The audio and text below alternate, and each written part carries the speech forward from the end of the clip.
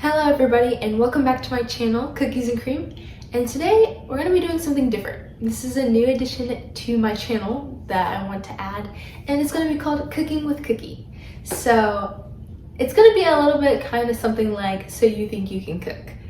So what I'm going to be doing is trying different recipes that I find on Pinterest and trying to see if I can cook them and test it out. This recipe that I'm doing today is a butternut squash soup, and it seems fairly easy and it looks delicious. And I'm also going to be making it with a grilled cheese sandwich. So I'm going to show you really quick what it is on my iPad. So here is the recipe that I found on Pinterest.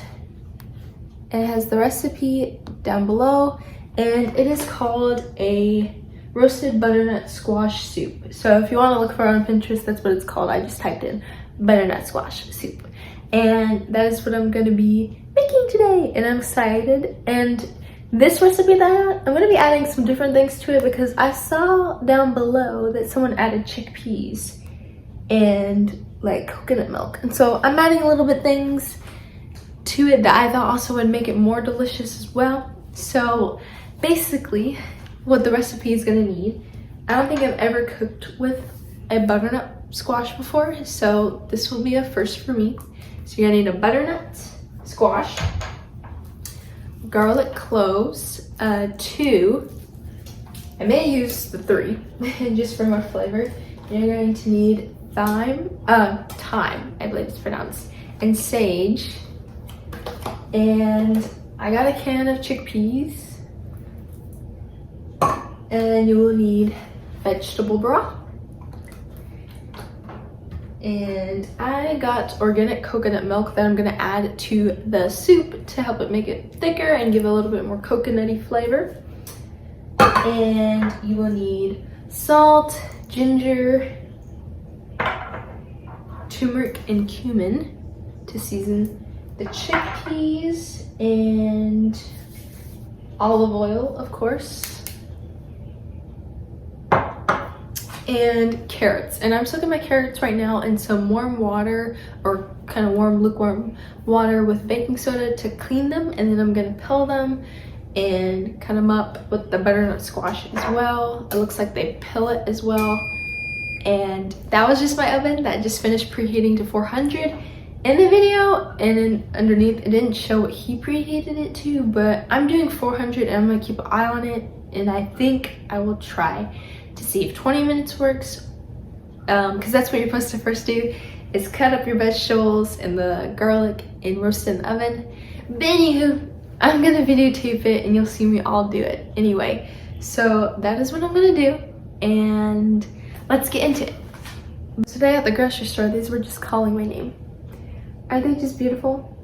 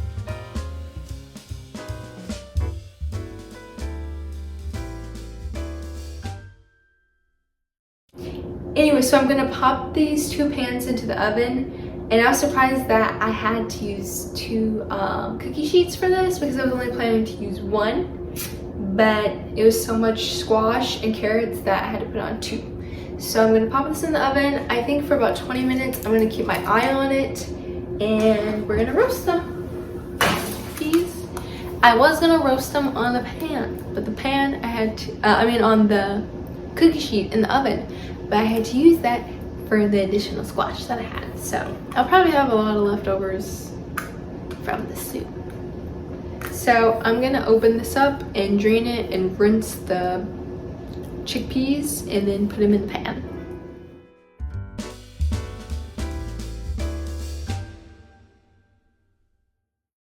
We're gonna need olive oil, and I'm just gonna drizzle that on to the chickpeas, a nice heavy drizzle. And then I'm going to put cumin powder on the chickpeas. I saw that's what someone seasoned it with in a video, so I'm gonna do that. And I really like the way that I like cumin flavor. I feel like it's a nice spice, and for me, I can't have a lot of like really peppery spice stuff because I have acid reflux. So you're probably not gonna see me make anything citrusy or spicy or meaty, except for like chicken or something, because my stomach can't do it. And so then you're also gonna put your salt, my pink Himalayan salt, alfalfa on there, and I'm just gonna roast these in the pan. Or I don't know if they'll really roast. Alright, so the butternut squash and other veggies have been in there for over 10 minutes. And in the video, the guy said you just want to make sure that they're cooked all the way to where you can poke a fork through so that I can tender. So I'm just going to check, since it's at its like 10-minute mark. I find my mittens so I don't burn myself. Okay, I'm just gonna make sure that it's at its, and no, it's not. Neither is the carrots. So yeah, I'm just gonna have to roast for some more time. So yeah, checked it at its 10-minute mark, and it has extra 7 minutes, so it's probably gonna need a roast for probably like 30 minutes, I'm assuming, because it's not mushy yet. Okay, so I got finished roasting these vegetables. It took about like 30 minutes. It took a very long time, and I actually turned up my heat even more from 400 to 450 to make it go by faster, because the last 10 minutes I was like, this is taking forever. And I expected my dinner to be at a certain time, and we're exceeding that time. So what I'm going to do, since I don't have the machine that he had put it in a pot, and he used something to blend it in the pot to make it the soup texture. So I have a blender. I'm gonna put the vegetables in the blender in with the broth juice, with the vegetable broth, and I'm gonna blend it together, and then I'm gonna be putting it in my big old pot over here.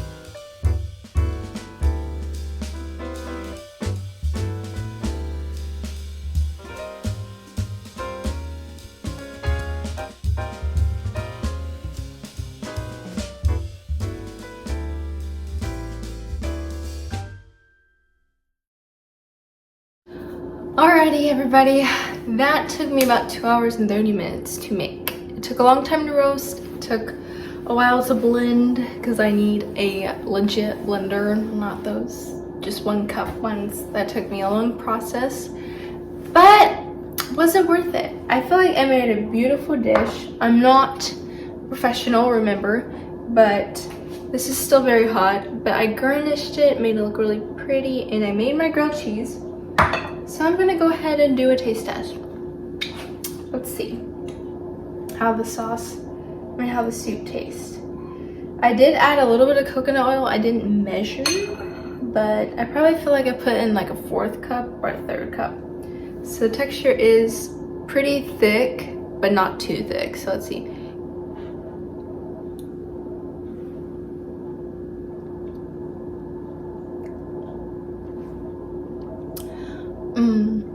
I don't know how I feel about it.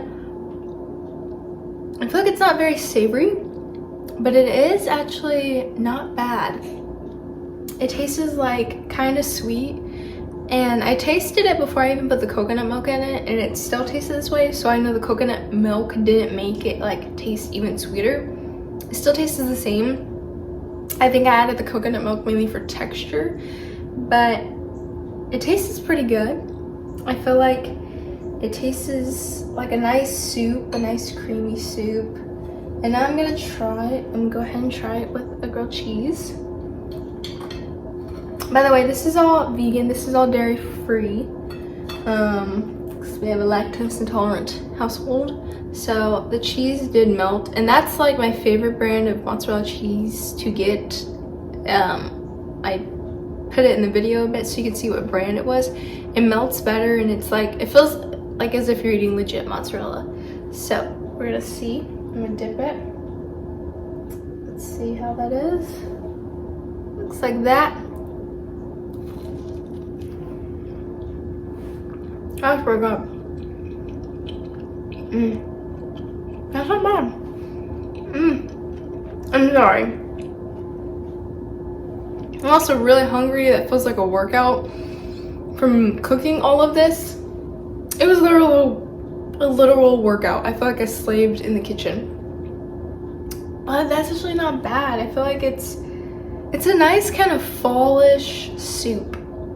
And it was fun to make. And I'm going to eat this right now because I'm super hungry and I want to get out of my cookware.